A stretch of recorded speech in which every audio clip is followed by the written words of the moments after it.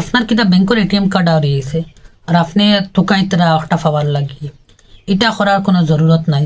আপনি নিতে বুঝে এটিএম কার্ডটা আউরিছে একটা আপনি গরো বুঝে আপনি যে ব্লক করতে পারবা, ব্লক করি আপনার নতুন একটা অ্যাপ্লাই করতে পারবে। তো কীরকম কিতা করতে ভিডিওটা বিস্তারিত লাস্ট পর্যন্ত আপনার দেখুন তাহলে বুঝতে পারবে। তো প্রথমত আমি দেখাইলে কোনো একজন ব্যক্তির এটিএম কার্ড আইছে আমার কাছে আইছে আমার এরিয়ার মানুষ তার লাগি আইছে আমার কাছে। যেহেতু আমি অর্ডার দিছি, অর্ডার দেওয়ানি যেটা দিছি এটা করতে গিয়ে দিয়েছি, কারণ এই মানুষ জনের প্রায় 2-3 বার দিছন অর্ডার দেওয়ার পরে খালি দেখায় আয় আয় আয় কইয়া আর আইছে না।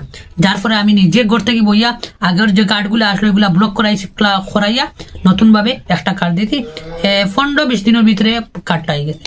তো মেইন টপিকটা আমি যাই গিয়া, মেইন টপিকটা হইল গিয়া দেন আপনারা যদি কোনোখানে যাওয়ার সময় হঠাৎ কোনোখানে এটিএম কার্ড আউরি দেয় বা ঘরও কোনোখানে আউরি দেয়, যদি ফাইন না তাহলে সঙ্গে সঙ্গে আপনারা কিতা করবা, এটিএম কার্ডটা অনলাইনের মাধ্যমে আপনারা ব্লক করিবা।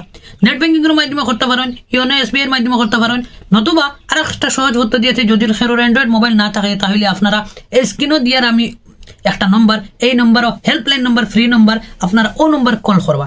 কল করার পরে আপনারা কইবা দেন আমার এই অ্যাকাউন্টের মধ্যে যে অ্যাকাউন্ট এসবিআই এর যে অ্যাকাউন্ট আপনার যে মোবাইল নম্বর আছে ও নম্বর থেকে আপনার কোন করবা, চাহে ছোটো মোবাইল হোক চাহে অ্যান্ড্রয়েড মোবাইল কোনো নো প্রবলেম। আপনারা ওই এই মোবাইল থেকে যে কানেক্ট মোবাইল নম্বর আছে ও নম্বর থেকে কল করবা, ও নম্বর কল করবা। কল করার পরে আপনারা কইবা দেন আমার এই অ্যাকাউন্টে যে ডেবিট কার্ড আছে ওটা ব্লক করক, কারণ আমার এই ব্লক কার্ডটা আমি পাইয়ান না। তখন তারা আপনার কাছ থেকে ব্যাংকর একটু ডিটেলস জিজ্ঞাসা করবো আপনার যে ব্যাংকর অ্যাকাউন্ট হোল্ডারের নাম কিতা এবং এই ব্যাংকের ব্রাঞ্চটার নাম কিতা ওইসব নিব। তখন আপনি সামনে রাখি দিবা আপনার ব্যাংক অ্যাকাউন্টটা আর আধার কার্ডটা। তখন ওই দুটার মাধ্যমে কি আপনার কোয়েশন করবো, তারা ওই কোয়েশনগুলো রিপ্লাই দিবা এবং করবা। সঙ্গে সঙ্গে আপনার 1 মিনিটের ভিতরে আপনার এই ডেবিট কার্ডটা ব্লক করে দিব।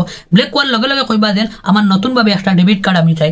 তখন খাওয়ার পরে আবারও আপনার পুনরায় ফলাতে কি আপনার কাছ থেকে ডিটেলস নিব, নিয়া সব ভেরিফাই করবো, করিয়ে সঙ্গে সঙ্গে 1-1.5 মিনিটের ভিতরে আপনার মোবাইলের মধ্যে SMS আই দিব দেন আপনার অলরেডি এটিএম কার্ডটা এই অ্যাপ্লাই হয়ে গেছে।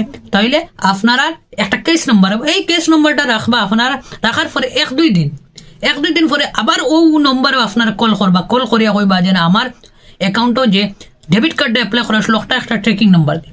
ও ট্রেকিং নম্বরটা আপনারা লাস্টে আইন থাকবো। এই ট্রেকিং নম্বরটা লইয়া আপনারা নিজে কোনোখানে দেওয়া লাগতো না, নিজে করতে পারবা। হেল্প বাই হুসাইন যে ভিডিওটা আপনারা দেখি ওই পেজেও ভিডিওটা আছে, আপনারা আমি লিঙ্কটা কমেন্ট বক্সে দিয়ে দেবো। ইউটিউবে দেখে তাহলে কমেন্ট বক্সে, ফেসবুকে দেখে তাহলে কমেন্ট বক্সে। তো আপনারা এই ট্রেকিং নাম্বার দিয়ে আপনারা সহজভাবে আপনারা ঘর থেকে বুঝিয়ে ট্রেক করতে পারবা কোন জায়গাতে আইছে, কতটুকু আছে। যখন আপনার পোস্ট অফিসে আই দিব তখন আপনার পোস্ট এই লোকেশন যে নম্বর দেওয়া দেবো তারা কল করবো, কল করে আপনার লগে যোগাযোগ করে। যদিও কল নম্বর না থাকে তাহলে আপনারা ডাইরেক্ট পোস্ট অফিসে যোগাযোগ করে বা গিয়া আপনারা পাই যাবা।